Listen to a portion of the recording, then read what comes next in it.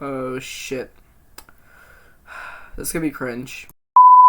Standouts, like how did you feel that the characters added to the storyline? Were there ones that were like just specific standouts and the rest were kind of meh, or is it a good mix of writing across all these different characters? Yeah, I would say there were some standouts. Like I think there's two characters in particular that I really, really loved. The first one is Judy. And what the fuck was I expecting? Won't go into her too much, but her quest is like I think my favorite one that I did. It's like there's like characters that have longer form quests that you go on throughout the story, and you kind of have to like wait for them to call you and have a problem, and she's one of those. And I thought it was really rich. I really enjoyed it. It like fit my personal brand. Did she just... I'm not gonna get into it. Way that I can't explain without spoiling it. Like I just loved everything about her. And then the other one, first, I love her because of her name. Her name is Pan Am. I'm gonna be totally honest here. I do not think that is the only thing that's Pan. Like the airline. Yeah. Like her story is about friendship and like finding family, and I really, really loved her. As far as like the other characters go, I would say like most of the other characters are pretty minor. Like you have people who will call you from time to time and be like, I got a job for you, and they're just random fixers who like set you up with gigs, and they're good like background color characters, but I would say like there's some core characters that really rise to the top. I had a weird encounter with a corpo woman. I had hope that this could get better, but it can't. No. And it didn't really, like, it was just a short brief thing where like I showed up at a motel and she was there and she was like, let's bang. Yeah, I would say like Judy was absolutely my favorite. There's like a sequence in there that is just like stunning, honestly. Like really, like I regretted not saving right before because I wanted to replay it. Right. But I think one of my issues with Cyberpunk 2077 is how I'm not sure how these individual quests necessarily fit into the world that's being created. Like they are cyberpunk. Like for example, I met a guy who used to be twins who put one consciousness in the two bodies, and like that was like an interesting character. I didn't follow. Okay, listen, like it's 2077. What are you really expecting, honestly? That quest because it was like it involved like a fight, and I didn't want to do brawling, so I was just like, well, that's sure a thing, and then I bounced. But like there's stuff like that where really interesting uses of the setting. The sheer amount of content and the size of it, whether there would be a cohesiveness throughout the game.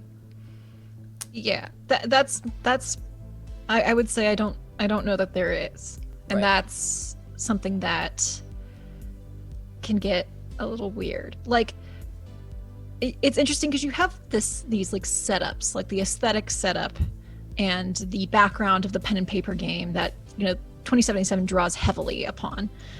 I mean, like for example, there's the Voodoo Boys in the 2020 in Cyberpunk 2020. Am I the one who just realized that she said 2020? Okay, good. It's hard to describe because I feel like The Witcher you had good reasons to do all these other quests that Geralt was given. Like, hey, Geralt's a Witcher, so of course he's gonna hunt monsters in his free time, and like he is basically just following leads with not a lot of information. So it made sense when someone's like, hey, can you help me with this thing? And Geralt would be, begrudgingly accept. But with this, there is a time factor that you get introduced to probably about 6 or 7 hours in, but then you're flooded with all these side quests and like people asking you of these favors, and all of that stuff is great, at least for the most part.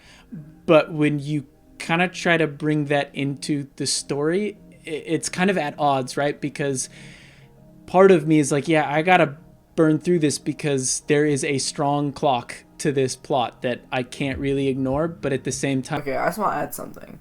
The reason that they have so much extra content is because Cyberpunk, it's going to be a giant game with a giant open world. That's the whole point. Like, you can do whatever you want. It's not just a storyline. That's what.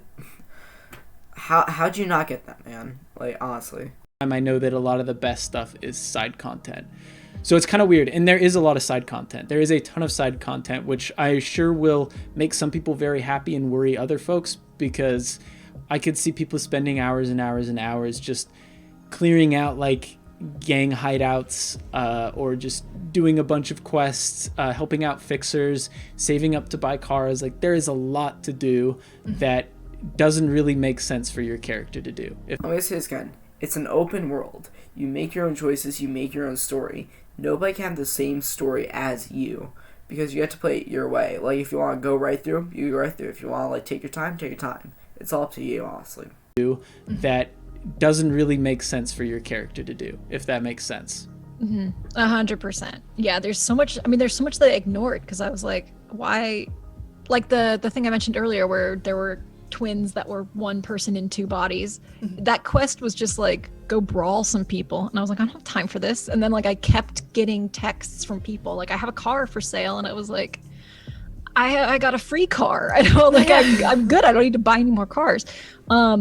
Yeah, there's so much in the game that doesn't feel necessary, and that like there were definitely quest lines that I did feel were necessary. And like if somebody asked me like which side quest should I do, I would have a list of side quests. But like I think you should absolutely do this one before you finish the game. Like I really loved it. But there's a lot of stuff on the periphery that I was just like, I am never going to use this. Like I crafted like one thing. There's like a whole crafting interface and like all this crafting stuff. I barely touched it. I barely updated my weapons. I went clothes shopping once.